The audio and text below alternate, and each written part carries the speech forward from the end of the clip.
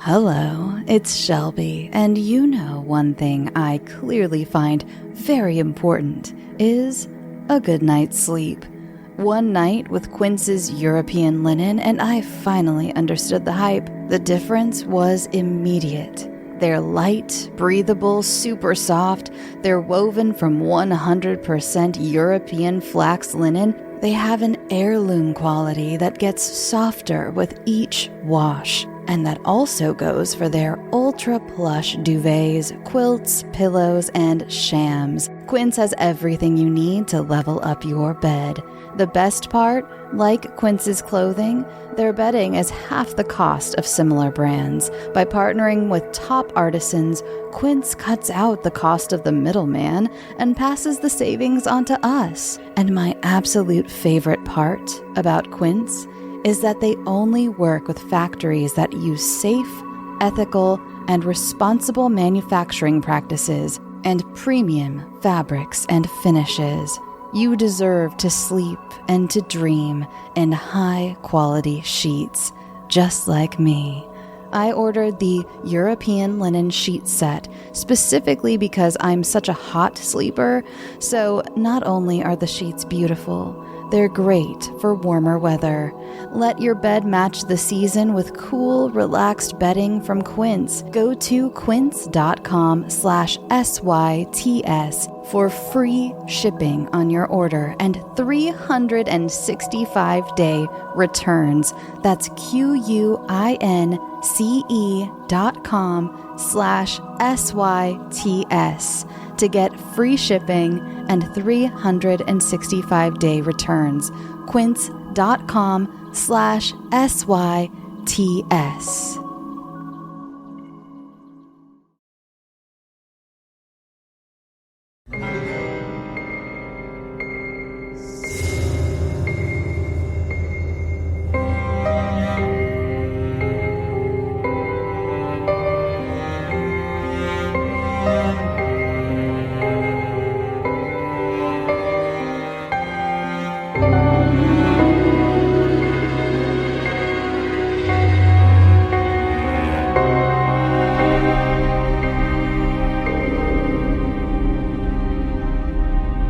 Hello, and welcome to Scare You to Sleep. I'm your host, Shelby Novak, and I'm here to read you a couple of bedtime stories. Our first story of the evening is by author Graeme Hamilton. This is Reaped.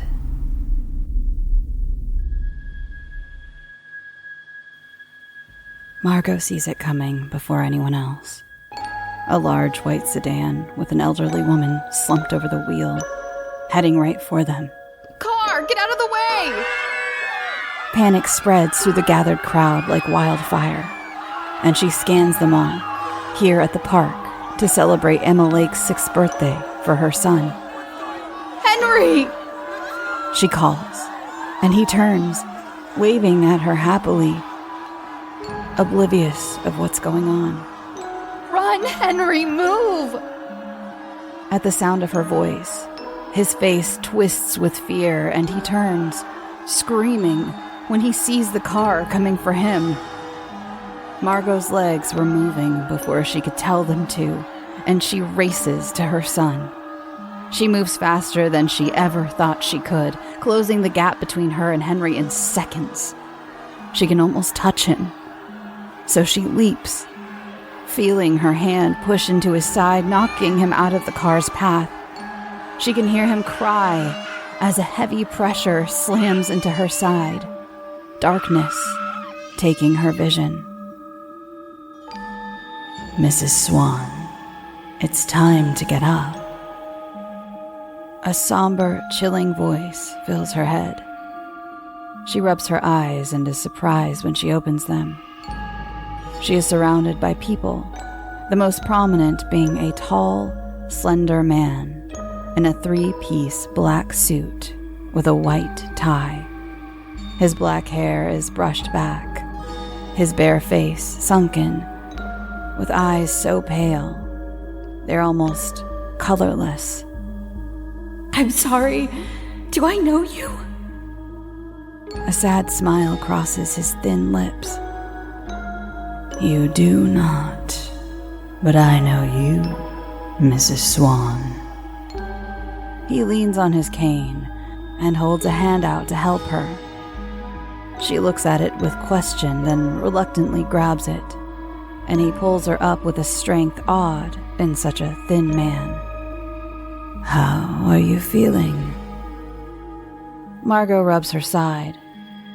My body aches and I want to throw up. She looks at the man and notices that no one else seems to notice them. What happened? We were at the park for Emma's party and then... Well, Mrs. Swan. The man looks behind her, watching dark figures melt into the shadows. He brings himself back to her, and he looks for a way to tell her what happened. His pale eyes catch the sun, and in them, Margot sees the answer before he says it. You died. She looks around and sees the people are crowded around something on the ground, in front of a large white sedan, sitting in the middle of the park. An ambulance pulls up, and one medic goes to the old woman in the car, and the other pushes through the crowd, revealing Margot's broken and bloodied body on the ground. Her eyes pop open. Is he all right? She asks, almost begging for an answer. Is my boy alive? The man's eyes flicker again, but this time she couldn't read them. You saved your boy. Oh, thank God. Her hand falls on her heart. I can accept my fate as long as I know he is all right. She looks around and sees him kneeling next to her body as the medic examines it, crying his eyes out, holding her hand, asking the medic why she won't wake up. Her heart aches. I can't watch this. What is next? Right to it. A quality I can admire. He motions for her to walk with him, and they both make their way through the park, Margot stealing one last look of Henry. As I'm sure you have figured out, I am Death, and I come to you with an offer. You can wander this plane for eternity, which doesn't do one well, especially considering what else is out there. Or you can work for me as one of my reapers. Well, that hardly sounds like a choice. Don't I get to go to heaven or something of the sort? Unfortunately, you were taken before your time, meaning there is no space for you where you were supposed to go. Margot shakes her head. That doesn't seem fair. I didn't choose to die. Technically, you did. You willingly jumped in front of that car. To save my son. Death shrugs. Life isn't fair. Why should death be any different? Margot shakes her head, knowing she isn't going to get a better answer. What would I have to do? I will show you. Death motions ahead, and Margot is surprised to find them in a hospital. Death steps through the door to one of the patient's rooms, and she follows. A family sits around an old man who was laying perfectly still, hands on his chest, eyes closed. All you have to do is walk up to the body and touch the shoulder, as though you are trying to wake them.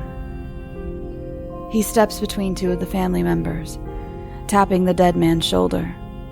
Mr. Holmes, it's time to get up.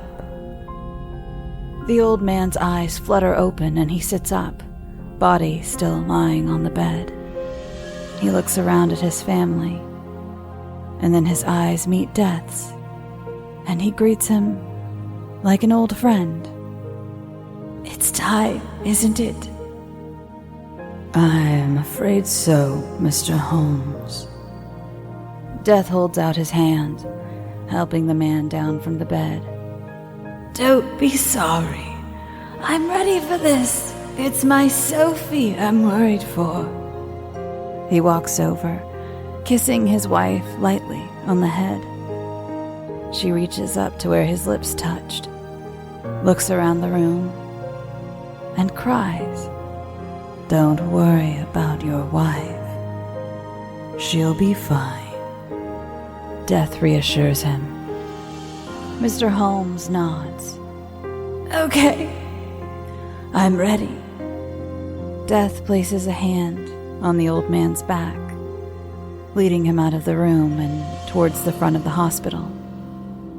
They stop in front of the doors, and a bright glow pours in around the edges of the door. Whenever you're ready. Mr. Holmes nods, holding out his hand for Margot. Are you ready? What? The woman looks from the man to Death. Mrs. Swan is not going to be joining you. She is a trainee of sorts. Oh. The old man shrugs, a little disappointed.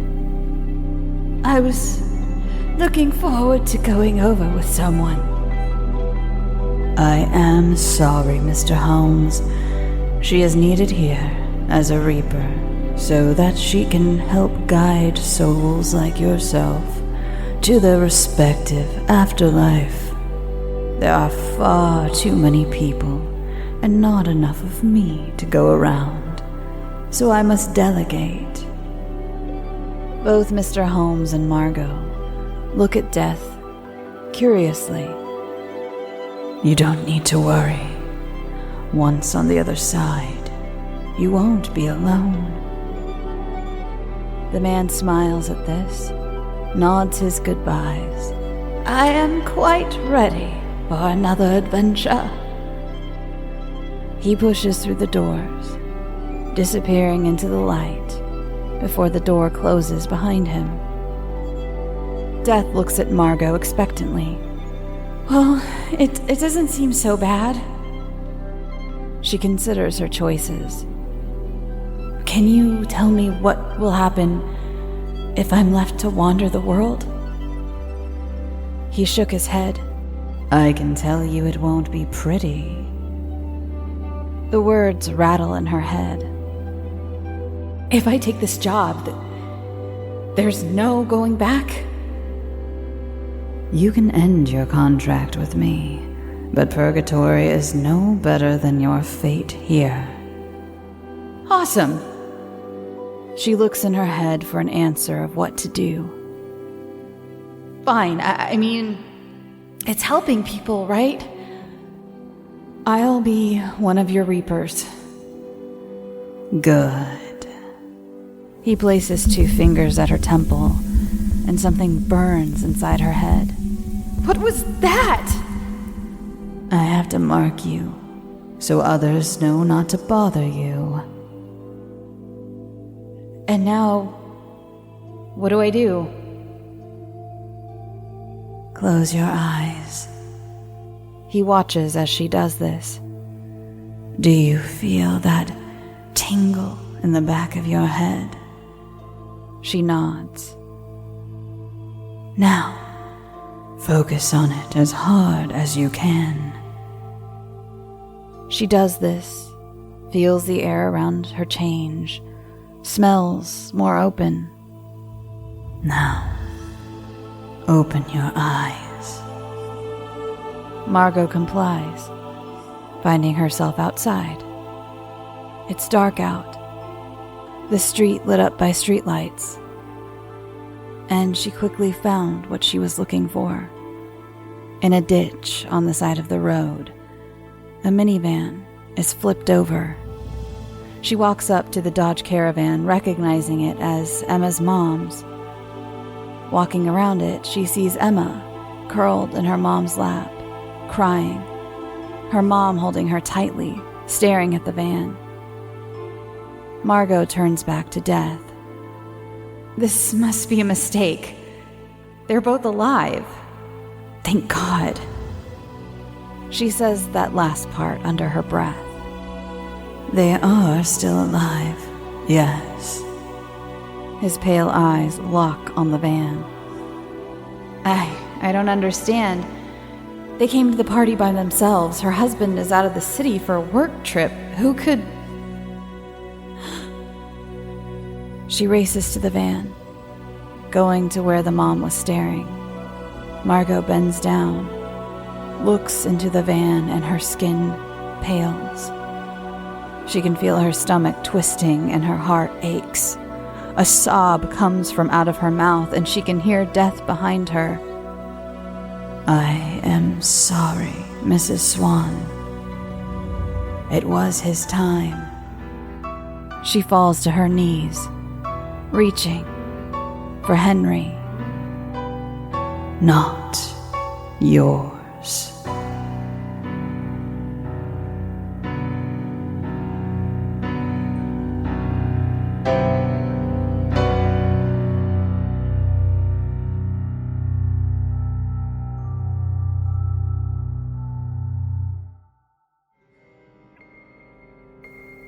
And our second story of the evening is by author Mariana Lepasson.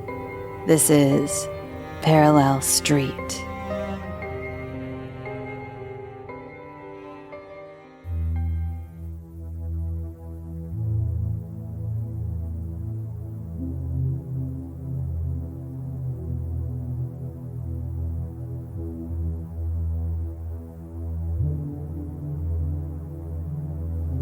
I was always a coward. She should have known. She should have noticed how I always slow her down, drag her down. It wasn't my fault. It wasn't. I didn't want to trick her or anything. I just wanted to see what's there behind that thick concrete wall. Only the tunnel through was too low, too narrow, and it frightened me. So I didn't go through. She would go, I thought, if she were here. We were walking back from visiting the pet hospital with my friend. I had to sign my cat in there again because her diabetes symptoms were getting worse. I noticed in the morning how she moved almost as if in slow motion, reacting to everything with a delay. She's always acting as if she's fine, so I have to detect the subtle changes in her behavior. She never cries out, complaining about how she feels. Unless there's a sudden change in her environment, like the wind blowing around the leaves behind our window or a strange noise in the night. That morning, she seemed too much like struggling in her efforts to be a cat. It was just like the first time, when we discovered her going into ketoacidosis. I wanted to get her checked in as soon as possible since this condition is very dangerous. But something told me not to go alone this time. So I called up my friend. She came over to wait with us. She took care of calling the taxi and even announced our arrival at the front desk. After leaving my cat in the care of the vet, I suggested we walk back. I feel a bit nauseous, and it would be nicer, I explained. Well, Google Maps said we could make it back by 11, so I think it's okay, she replied, checking her phone. But we better get going now then. I really can't miss this meeting. Gotta at least keep up the appearance of working, you know? Sorry, I said, looking down at my feet. Oh, no, I didn't mean it like that. You don't have to worry about me. You have enough on your plate, or litter box, as it is, she said. That made me feel so cared for. A warm, cuddly feeling. I needed it so much. As we were walking down the optimal route set for us by the maps, we came across a big roundabout. I wonder what she's doing now. She must be so scared, I said. What? I said, I wonder what... Never mind. It was too loud to hear anything by the busy road. I got a flashback to the last time I was here. There was another path, I remember, down to the right, that led through a quiet neighborhood. That parallel street would lead us all the way back, just taking a minute or so longer. So you went down that way last time? Yeah, it looks like a dead end, but the maps show a way in past these trees, I explained. And it's a quiet street, so we can actually hear each other. We followed a narrow path down to a little patch of grass with trees. From far away, it looked just like a thicket, but once we got closer, we started to see the streetlights on the other side. They looked quaint and more ornate than the default city lights, as if chosen just for this street by the residents. We stepped through and felt the noise of the traffic fall away behind us. There were small houses on both sides of the street, all of them with carefully manicured lawns and sparsely placed statuettes. Some had placed colorful eggs on the side of their front steps, signifying the time of year, but not really committing to fit in with the rest of the decor. There were cars, bigger than the gardens themselves, neatly placed on the side of each lawn. A perfect suburban hellhole. Not to be lived in, but to be driven out of. But at least it was quiet for us to walk through. The road stretched on straight ahead, but you could see that it ended far off with a big towering building. What is that? My friend asked. I don't see it on the map. It seems to be blocking off the road entirely. I felt a sense of unease come over me as I looked up at the concrete structure. It was very odd to see the first time I was here. But now, it seemed almost like it was calling for us. I felt too scared to admit that I had turned back last time, thinking she would blame me for dragging her out here. There's like a tunnel through the bottom of the building. I guess it was built more recently. Some kind of modern blockhouse? It looks super creepy and out of place.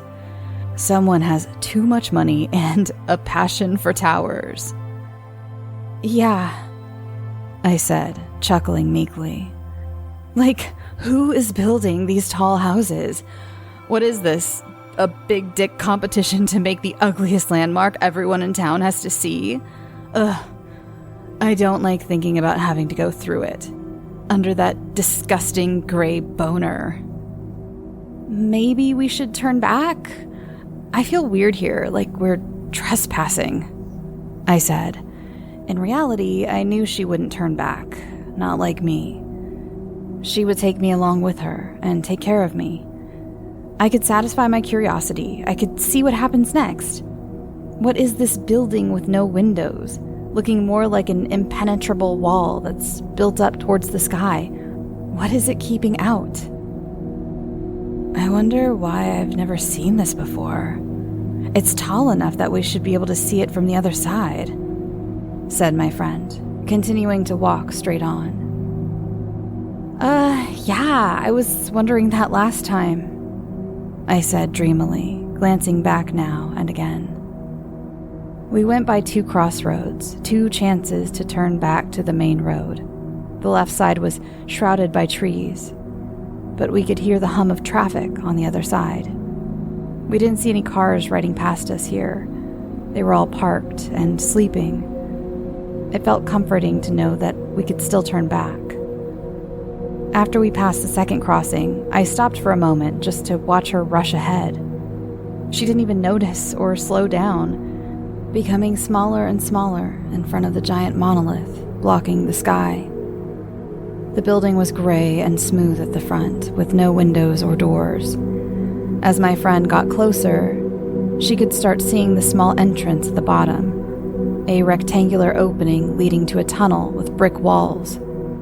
The path through was muddy with puddles or yesterday's rain forming in the middle. It smelled like a moldy basement. That's what I knew from last time. That's what kept me from stepping forward, feeling like my feet were stuck in mud and sand at the bottom of a lake. But she will go through. She's never afraid of jumping into deep pools of unknown water. I fear for her sometimes, but I can never stop her lunging forward, like that one time when we were hiking and got lost on the way back from the beach. We started walking along a river that we knew would end up in the village where we had started. The path kept taking us to unpassable forest thickets, and the sun was getting lower and lower. I just wanted to get somewhere familiar as fast as possible, but she was feeling comfortable enough to stop and marvel at the nature. That just made me feel more anxious. "Oh, look, if we climb over here, we can see the river more clearly," she said excitedly, and grabbed onto branches to launch herself onto a giant tree trunk on the side of the path. "I can already see. There's a really nice swimming spot here," she exclaimed, standing on top of the fallen tree like a proud explorer of the jungle. It was a warm evening, and the sweat on her shoulders glistened in the rays of sun coming through the trees. She was dressed just in tattered hiking boots and denim shorts on top of her swimsuit, the rest of her clothes stuffed into a green backpack. I don't know how to get up there," I answered, feeling a clump in my throat. "Maybe I'll just stay back." She went on without waiting for me and disappeared behind the tree. I could only see the top of her head as she shouted back to me, "This is amazing! The water is deep and dark. I'm so glad I got us lost out here." "Be careful!"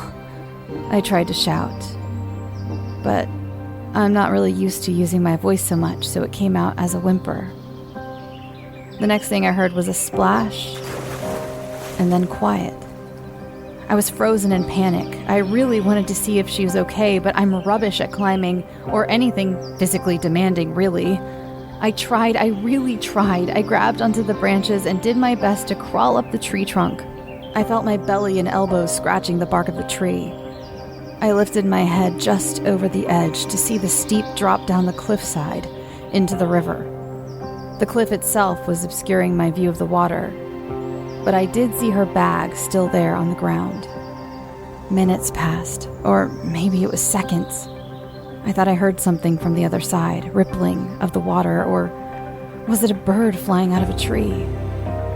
"Join me! It's cold, but it's really nice!" I heard a faint yell from down there, then some laughter. My arms were tired from holding myself up and wouldn't let me go further. "Not sure I can get back up on the side of the river. I guess you have no other choice than to join me," she shouted up at me. I can't get to the other side," I said, with tears welling in my eyes as I slid back down, not able to scale the tree. I didn't hear her respond, and I didn't know what else to do other than walk back to the village. I waited at the bus stop until the last bus. The streets were empty, and I was too afraid to knock on any doors. When I got back to our hostel, it was already past midnight, and the reception was closed. I just went to sleep, trying to push down the fear and anxiety. I felt like I had to do something. She's out there all alone, but without her, I didn't know what to do. She was always the one to act. I was just going along. "I'll go look for her tomorrow," I told myself. "I'll call the emergency services. I can do all this tomorrow." At that moment, under my blanket, I was just too scared to face any of this. When I woke up, she was there, sleeping. She wasn't mad at me or anything. She was thrilled to tell me all about how she climbed up on the other side of the river, how warm it was even though it was so late, so her clothes dried easily. She'd gone all the way back to the river, but there was no way to cross, so she had to follow on for another hour before coming across a bridge. She'd met some guys who'd helped her get back to pick up her bag she'd left by the tree trunk. But instead of going back to the village, she'd stayed up drinking with them. You should have seen all the stars. It was such a nice evening. After being lost and tired, I felt as if it was all worth it. For the stars. You see, then, she should have known. She should have remembered that I am a weak coward who would leave her behind. We arrived at the tower gate, a rusted metal grid that covered the tunnel entrance. If it was such a new building, why did it look like it had been there for years? My friend beckoned me to go first, pulling open the gate with a loud squeak. "After you, scaredy cat." Seeing my fearful expression, her smile faded and she said, "Oh, I didn't mean to say it like that. She's going to be all right, don't worry. Think of it this way, if we can make it through this stinky tunnel, she can sleep through her nasty hospital visit and wake up stronger on the other side."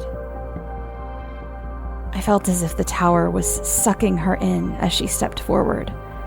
I heard a low, overwhelming hum from the thick concrete. Suddenly panicking, as if I couldn't breathe, she was just in front of the dark tunnel, blocking out the distant light that showed a way through. Maybe the way was blocked now. Only one could go through. I remembered how she'd gone ahead and I wasn't able to follow before. "Wait," I said. "You're right. I'll go first." I got the sudden urge to go forward, to survive, to come out the other side so I could see my cat again tomorrow. "She'll be all right. She'll be all right," I heard a voice in my head as I stumbled past my friend.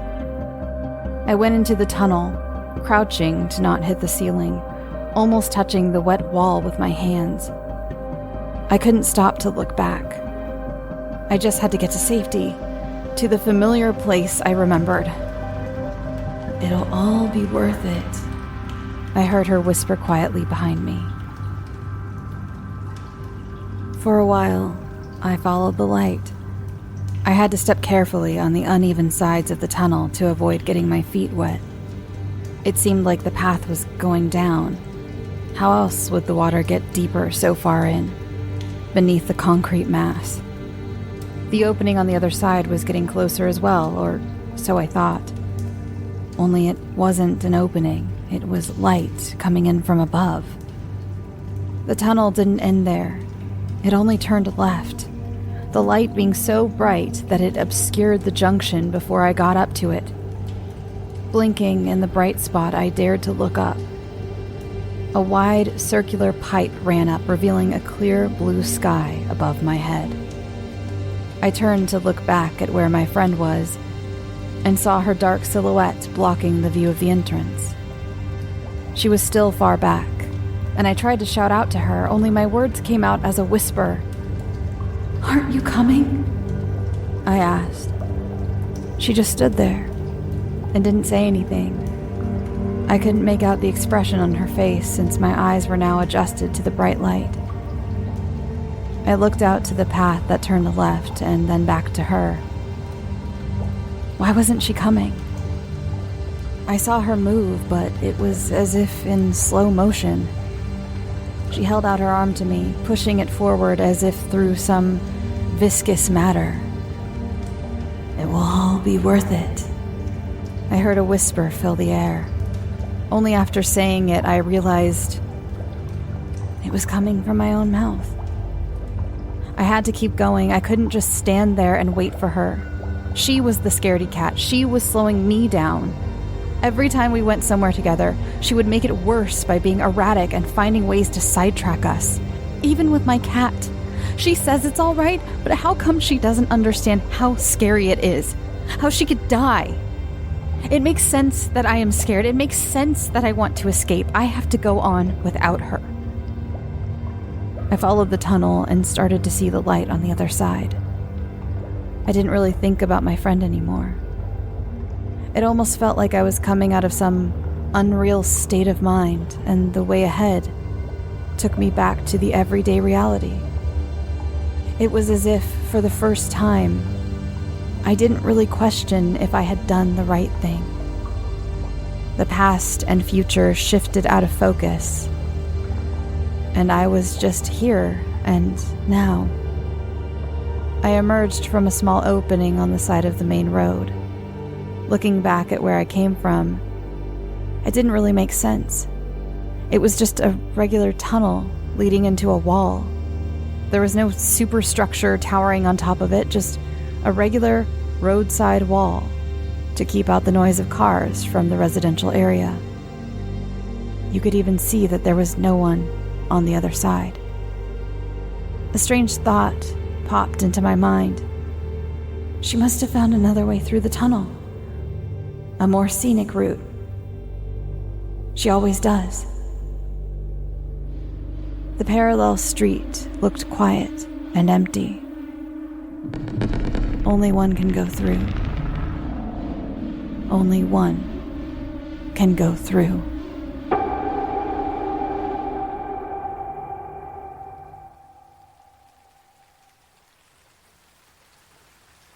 Thanks for listening. Thank you to both my authors, Graeme Hamilton and Mariana Lepasson. I hope I pronounced both your names correctly. I really enjoyed producing both of these stories, and I hope you enjoyed listening to them. If you'd like to follow the show on social media, you can follow it at Scare You to Sleep on all the socials.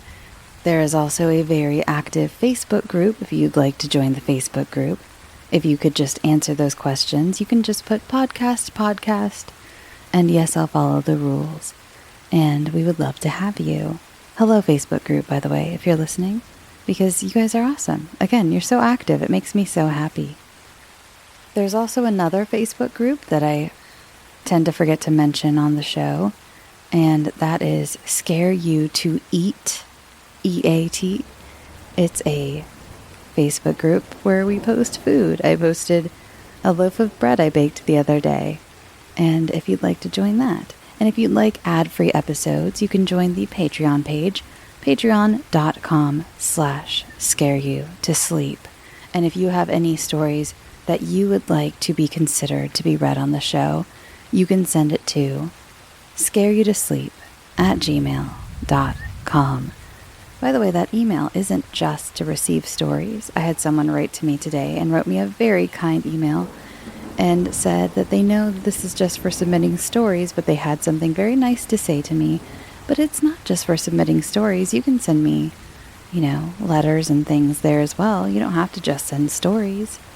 I can't guarantee that I will write back just because I do get a lot of emails, but you can send things other than just submissions. Oh, and if you have a true story submission, please put true story in the subject line so that I can categorize it correctly. You can also find me on the Bloody Disgusting podcast, the official Bloody Disgusting podcast. We have started uploading our videos, our weekly podcast videos, to YouTube, by the way. So if you go follow the Bloody Disgusting YouTube channel, you will see that we have a couple up at the moment. Our episode from last week, as well as an interview from my co-host Keenan with some of the minds behind the Deathgasm series. So check that out. And before we go to Baking Corner, I mentioned the Facebook page earlier, or the Facebook group earlier, but I was thinking about them and that made me remember someone in the Facebook group. I'm so sorry, I don't remember off the top of my head who it was. They found what they believe is probably the first time I went into a ramble on this show. It was kind of far into the show. I originally started the show and was like, I'm going to be a mysterious mistress of darkness. And then I just couldn't stop myself from yapping. And here we are with the rambles. But for baking corner this week, I baked a couple of things. I'll just get it out of the way, some oatmeal chocolate chip cookies. They were good. But, I've done that a million times. But they're very good. I used Preppy Kitchen's recipe. I think it's a little too sweet. I've noticed that with some of Preppy Kitchen's desserts. His recipes are a little too sweet for me. But I also use Preppy Kitchen's recipe for Japanese milk bread. And my God. I'd never made a true Japanese milk bread before with the tongjang, the paste that you make to put into the bread. And it turned out beautiful, like a cartoon loaf of bread. It looked like, you know what I'm saying? It looked like a loaf of bread from like a Studio Ghibli movie. It was just so beautiful. And it was the best bread I've ever had in my life. The best bread I've ever had in my life. I'm not kidding. I made some jam to go with it, but it's it's not sweet as in dessert bread, but my American listeners will know what I'm talking about. Do you remember? I've heard that they don't carry them anymore. I don't have a Costco membership, but Costco's rolls, they're like kind of sweet a little bit, but not as sweet as like a Hawaiian roll. It's like that.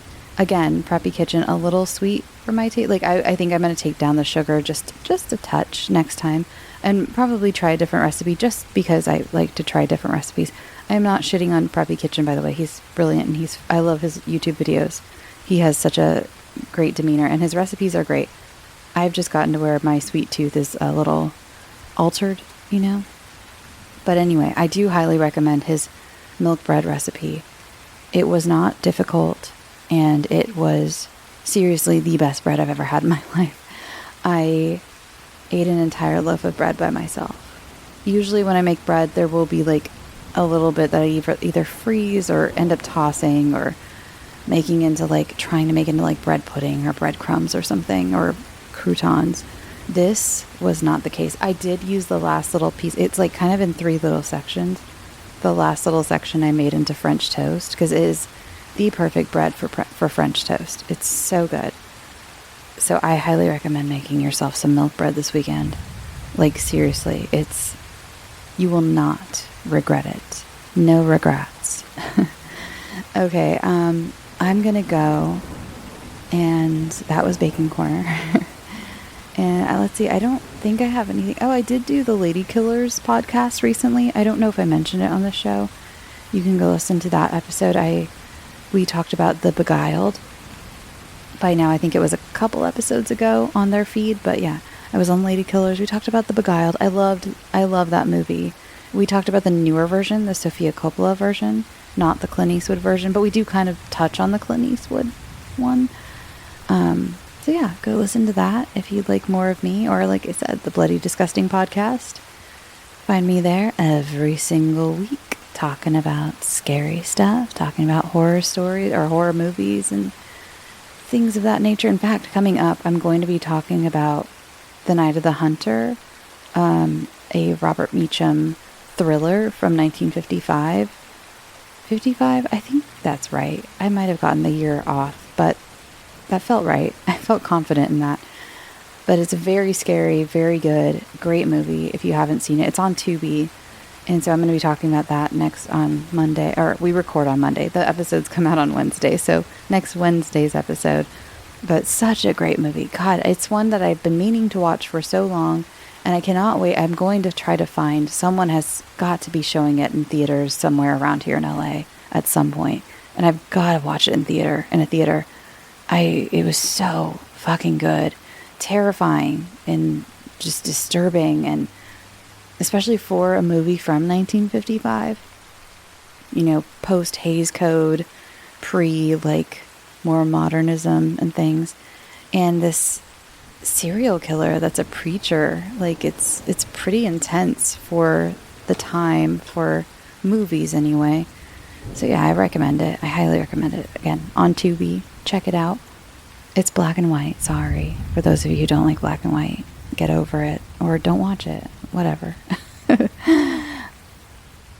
Okay, I'm gonna go, and I hope you have an incredible weekend. I hope you do something this weekend that makes you smile. Do that. Take some time to make yourself smile. You deserve it. So I'm gonna go, and you're gonna go, and we're gonna go. Go get some sleep. Sweet dreams.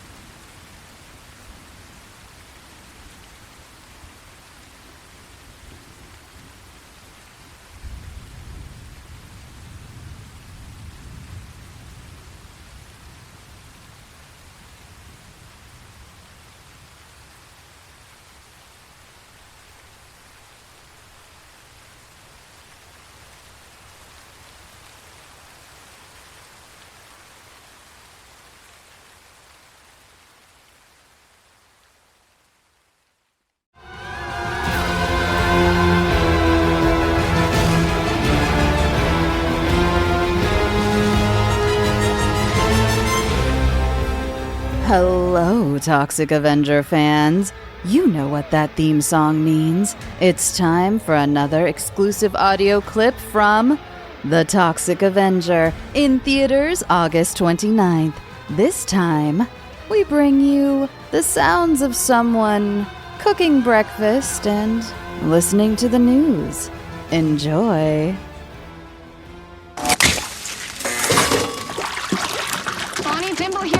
From New Chemistry High School for varsity tournament season. Coach Stanwyck, what can we expect from the Crimson Beaks this year? New Chem is gonna nuke them. Wouldn't want to be the Kennedy Cougars this Saturday, huh? Man, fuck the Cougars! Fuck the Cougars! Oh my god. So switching gears, we have a special exclusive... Okay, that's great. Do you want to be part of a winning team? Want to stand up against the forces of evil, like the Kennedy Cougars and beyond? Join the fight at I'mWithToxie.com and then see The Toxic Avenger in theaters on August 29th. That's I'mWithToxie, TOXIE.com.